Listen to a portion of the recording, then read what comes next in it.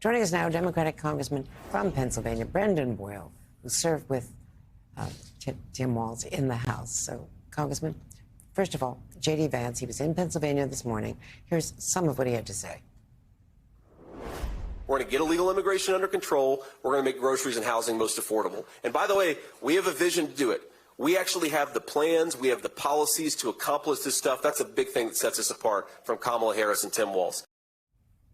So what are your thoughts about Tim Walz and what he brings to the Trump campaign, coming from neighboring Ohio and certainly appealing potentially to that western part of the state, which has always been a Trump, a very important part of Donald Trump's victories? Well, first, there's no question that Pennsylvania continues to be the Keystone State. Donald Trump won it in 2016 by less than 1 percentage point, and Joe Biden won it in 2020 by 1 percentage point. We're the biggest of the battleground states, and without our 19 electoral votes, I just don't see a path to victory for either candidate. The good news is, in terms of the vice presidential picks on both sides, every single one of the 11 polls that I've seen since Tim Walz was picked by Kamala Harris show that he is incredibly popular. And literally every single poll that I've seen of the Republican vice presidential pick, J.D. Vance, shows the opposite, that he has a higher unfavorable rating than favorable rating.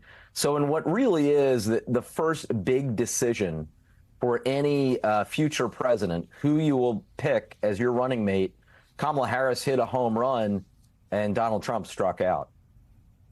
You've worked with Tim Walz in the House. What was your experience? Yeah, I just always call him coach. He was literally coach of our congressional football team, played on our congressional baseball team. Just a great person. I don't know one person who would have a bad thing to say about Tim. And his ability to get along with a wide variety of different folks ideologically while he was in the House really set him apart from most other people. And you see it when he's out speaking. He's just himself. I mean, he is an authentic, genuine person, and I think will help us not just in his home state, but in areas demographically in Pennsylvania, Michigan, Wisconsin, other parts of the industrial North, where, frankly, we as Democrats have not had the best of time reaching kind of people of more of a blue-collar background, especially those who are male.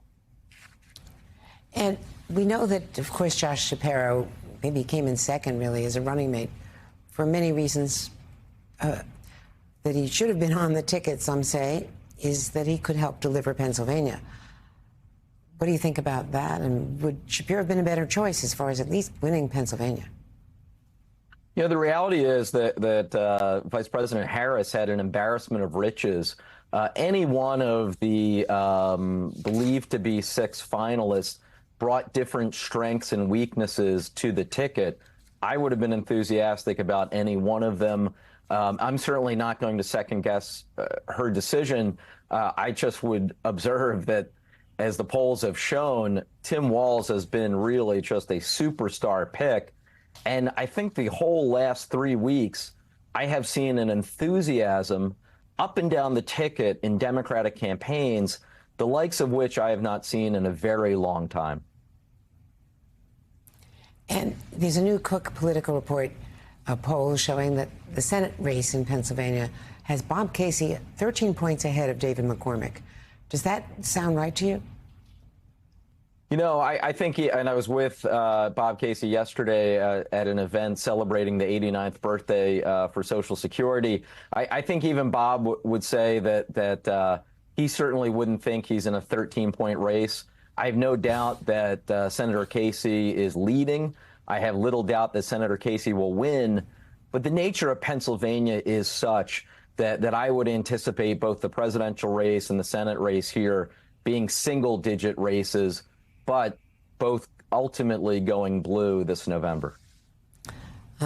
The president apparently was just asked, leaving the White House, to go out to PG County in the suburbs for that event, was just asked about the vice president now trying to distance herself from his policies, and he said she's not going to. Do you think it's important for her to show some differences with the president, for instance, on Gaza or on some of the less popular issues?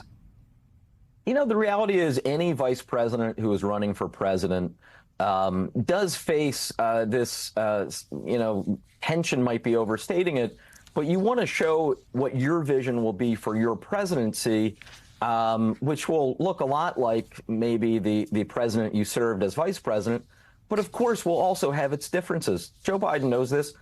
He, as Barack Obama's vice president, running in 2020, had to talk about the ways in which he would be similar to President Obama, but also the ways in which he would be unique and different.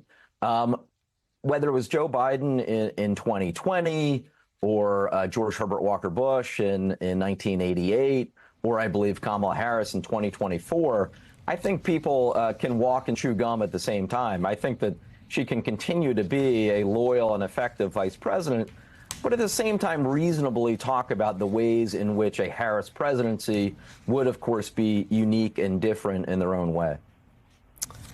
Congressman, great to see you. See you in Chicago at the All right. DNC.